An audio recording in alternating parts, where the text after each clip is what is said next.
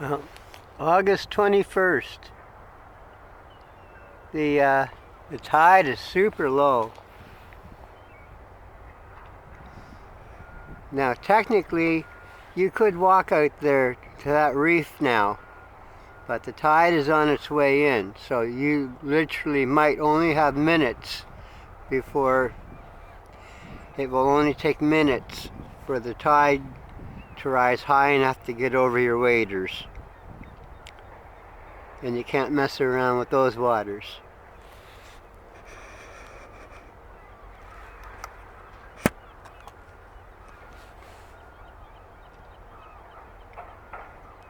The currents, they don't look, if they don't look strong, like strong currents, they actually are. So there's nothing really to mess around with. And I'm trying my new tripod out. It doesn't look as nice as the Welland, but I'll pick up another Welland.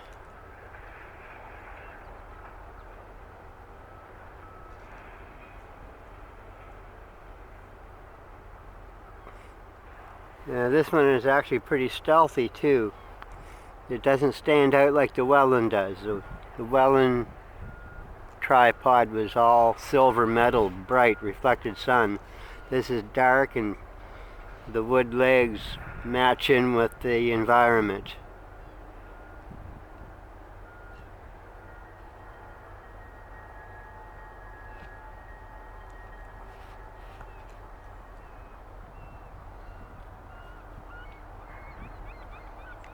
And still a little bit stooped over. Oh, silly me. I never even...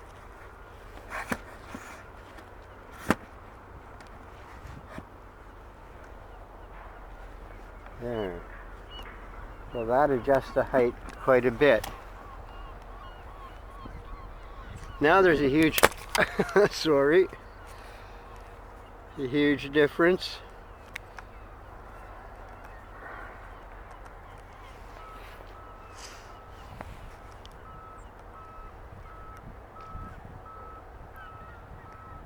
The stabilizer arm is really loose. That's why the camera flipped forward.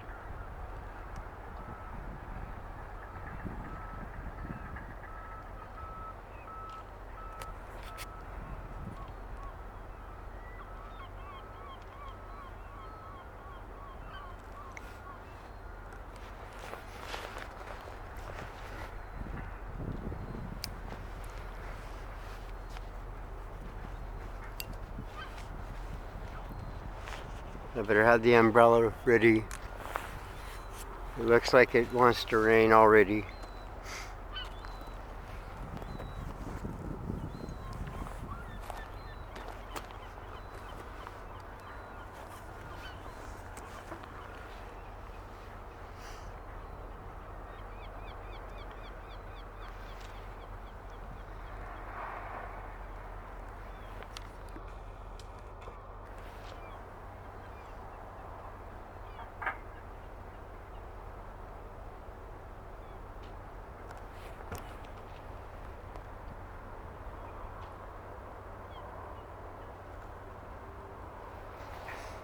Well, we're lucky. Up here we don't have any storms right now. We're expecting rain showers, but down south in the Carib, well, they've got one storm in the Caribbean and one storm in the Atlantic. And I am just so thankful I don't live down there. I hope everybody I know stays safe.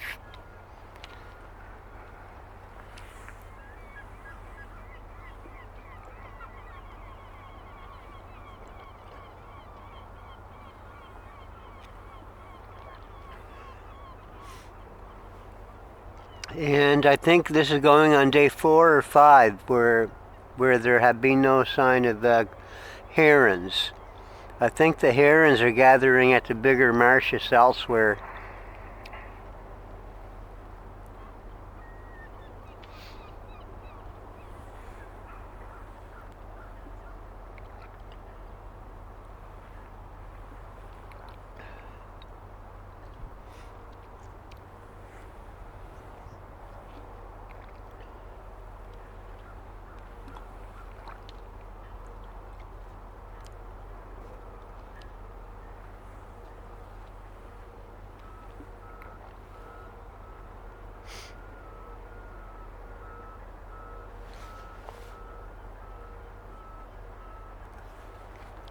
Wow. Well, my solution for the tripod, this little black tripod, was literally only 3.5 feet tall. So you had to get on your knees basically to operate the camera.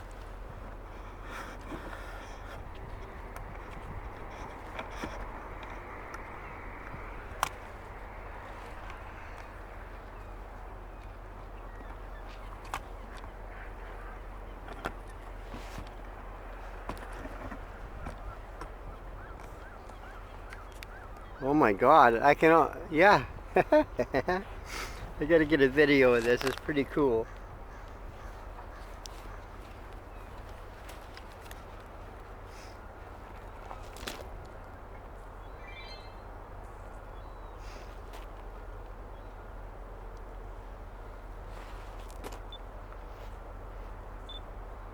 Oh, August 21st. It's going to be a very rainy day, definitely. But where the Welland tripod broke, I needed to adjust the height of this little black tripod. This little black tripod was only 3.5 feet tall, so you literally almost had to be on your knee to operate the camera. So what I did is I cut 3 sticks, and well, this one could be a little straighter, but it still works. And I clamped them on that way. So now, if I can stand in front of the camera and operate it as if it was on the Welland tripod.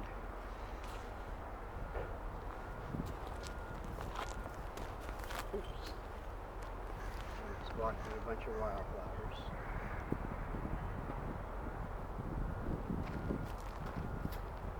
Yeah, ingenuity. Necessity really is the mother of invention.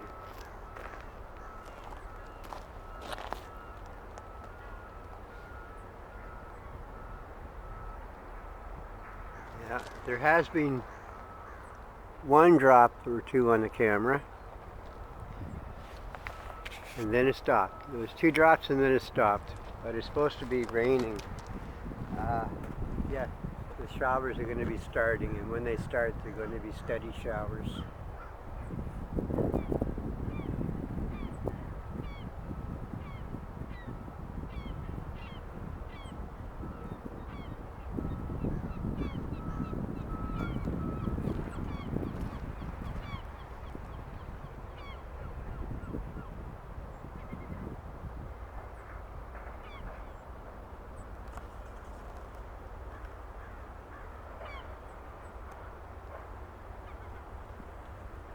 All kinds of mud flat out there.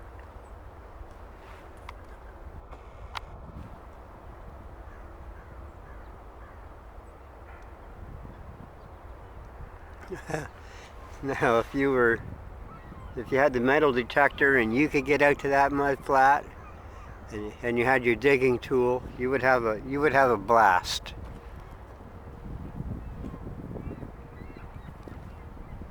I mean, you would probably find some stuff out there that you didn't expect.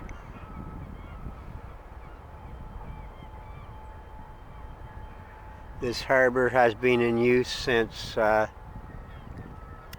1500s. I'll say the 1500s. Cartier came by in 1534, and then the Europeans, the Portuguese and the the Portuguese, the English, and the French all had their vested interest in the fur trade. So the fishermen from the English, French, and Portuguese, they were here trading for furs.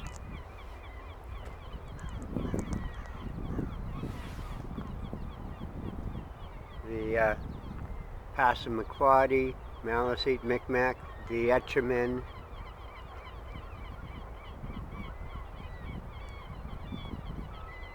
But the only trouble with the early trading, like for example in Maine, at the turn of the 16th century, it only took a few years for smallpox and measles to wipe out 90% or close to 90% of all the Maine Indians.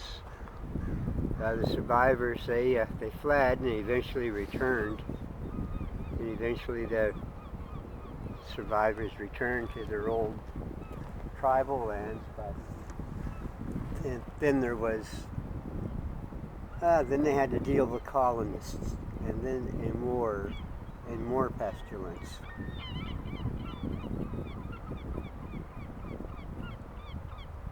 Now, I think between Nova Scotia and New Brunswick, there was at least 20,000 natives, Aboriginal natives, here when Champlain showed up. And yes, about 20,000 of them perished. Extremely large villages. All became ghost towns. And survivors, they had to regroup and start out all over again. It was the same story all the way down the Atlantic seaboard. Many survivors of the epidemics, the Aboriginal survivors, they ran as high and far away as they could from European contact. They just ran away because every time they had European contact, the epidemics would start. So the survivors ran into the mountains, the Appalachians, and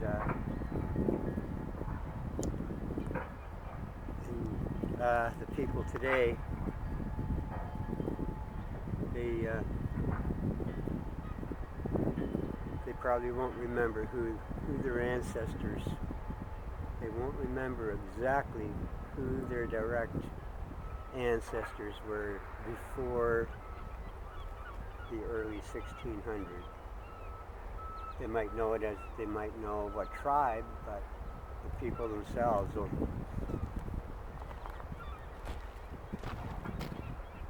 Whole villages just wiped out by disease.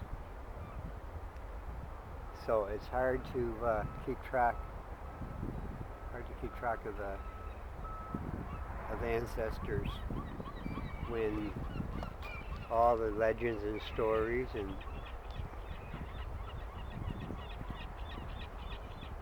of the people get hard hit in epidemics.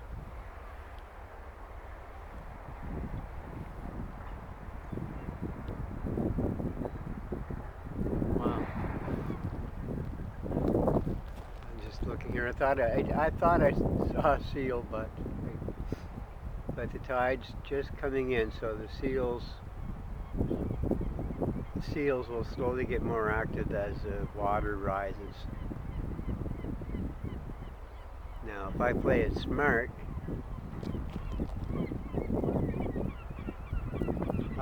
where the tide's so low, I would go look for fossils, but I actually want to try out the camera, the new tripod system. It's not the best, but it's serviceable.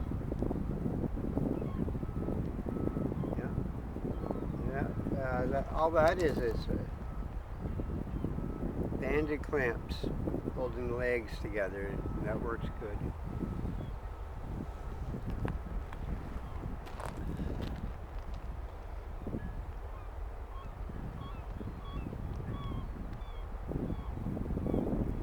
Because now at least the camera, I believe the camera stands about 5'5" when the black tripod is fully erected, which is a lot better than 3.5 feet. 3.5 feet tall, that's a little too short to operate well.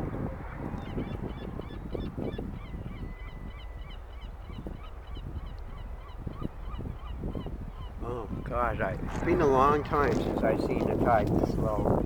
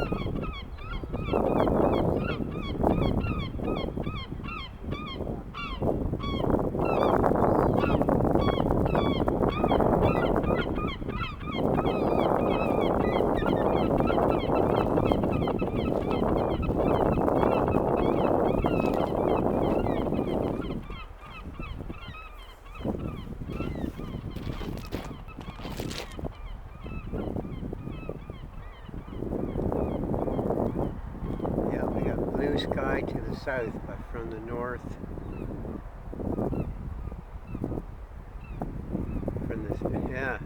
the wind's blowing from the southwest to the northeast. So, yeah.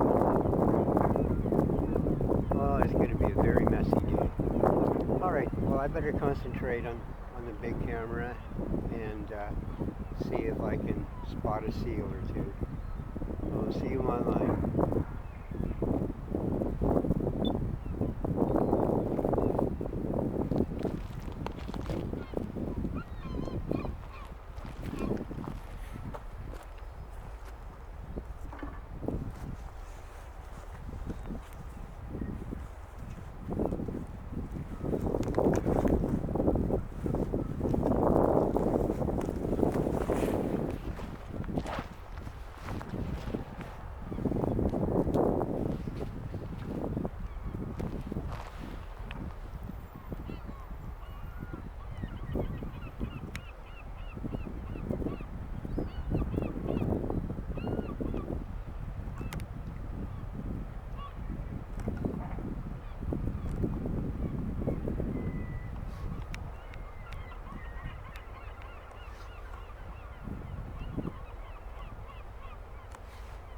Yeah, it's a Bay Ferry leaving on her run. It's about 8 a.m. now. You have a good trip, Papa Herschel.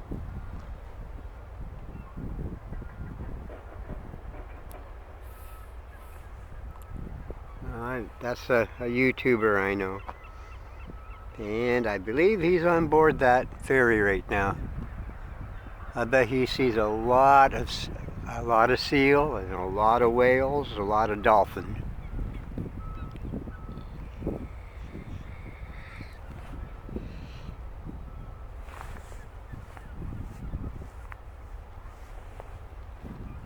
There, I just gave him a wave.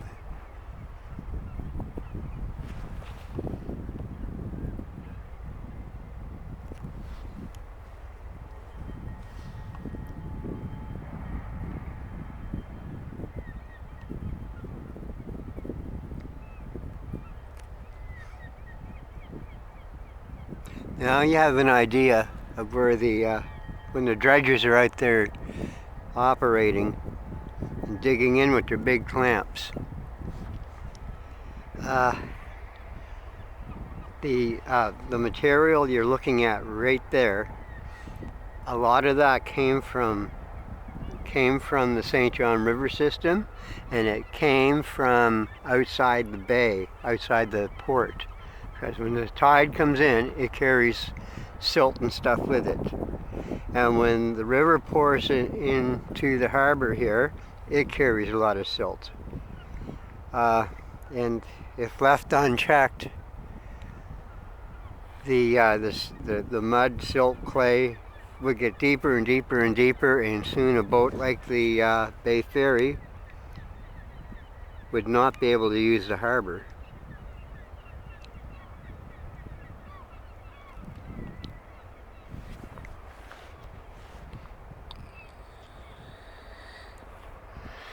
I believe when Champlain first arrived here, this harbor would have been too shallow for any large sailing vessel. Sailors would have had to use oared skiffs to come in here.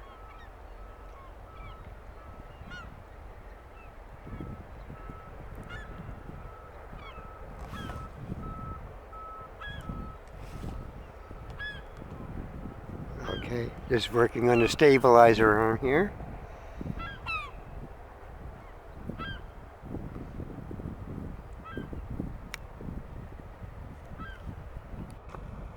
Oh wait.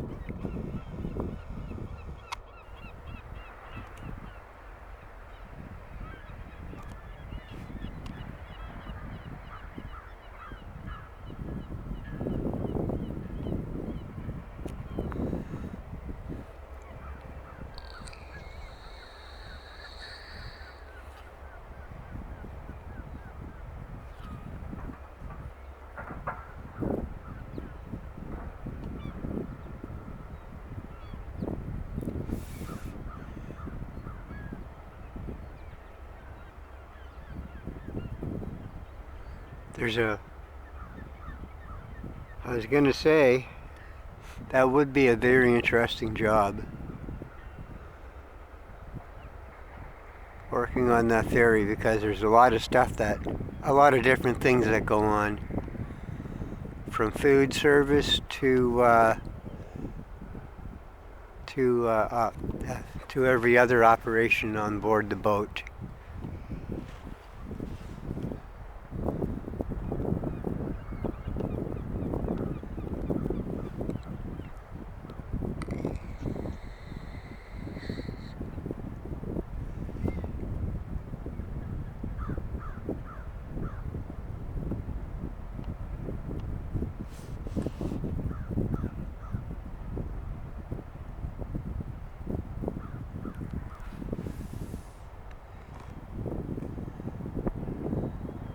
Yeah. There's at least two other boats out there. That one right in front of us, and then there's one behind the breakwater. It's the same one that its bow was pointed west in the video yesterday, so it's just waiting for sailing orders.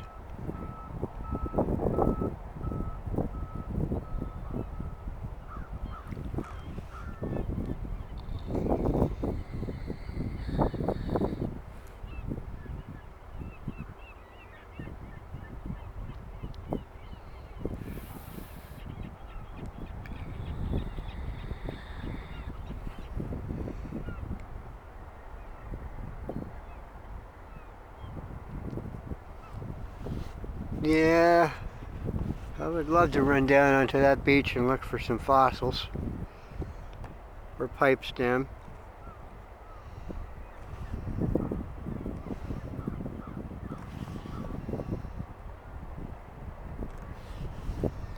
But I'm more interested in utilizing the new tripod configuration. I would say it's very serviceable.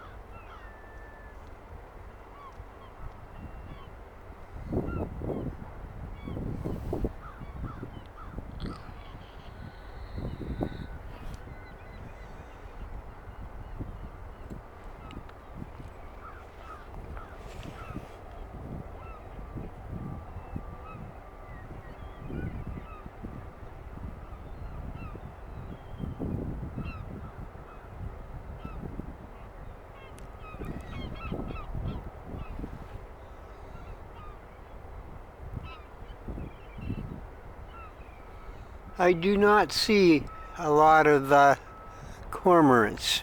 I don't know where they are, but they're not out here.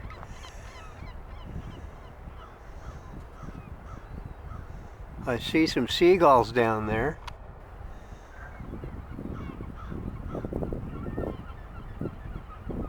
But I do not see the cormorants.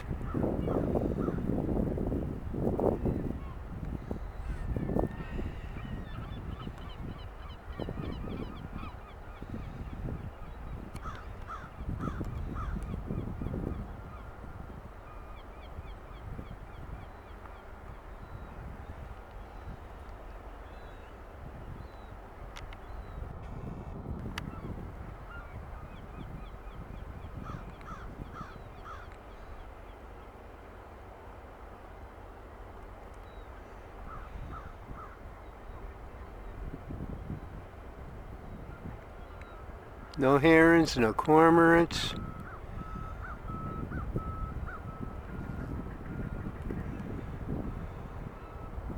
What is going on? Well, they are in better feeding grounds. They found another spot.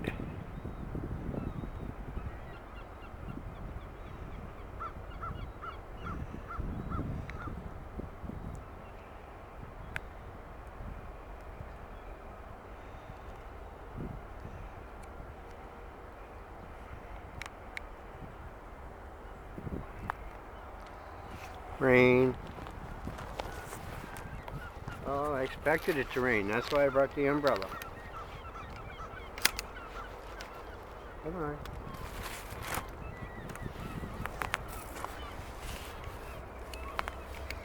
Time to put the vape away.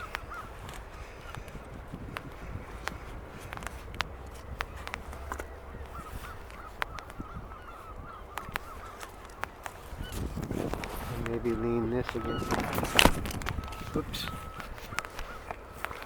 That was me. I took the, yeah.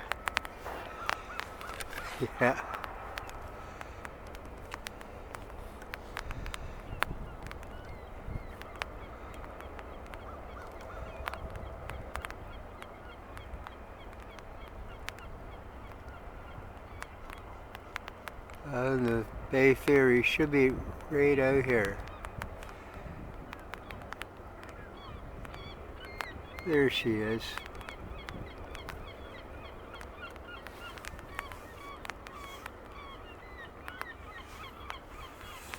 Yep, it can rain all it likes.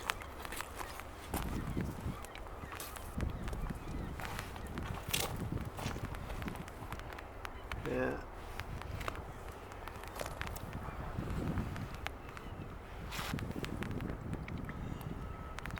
Just enjoying my coffee.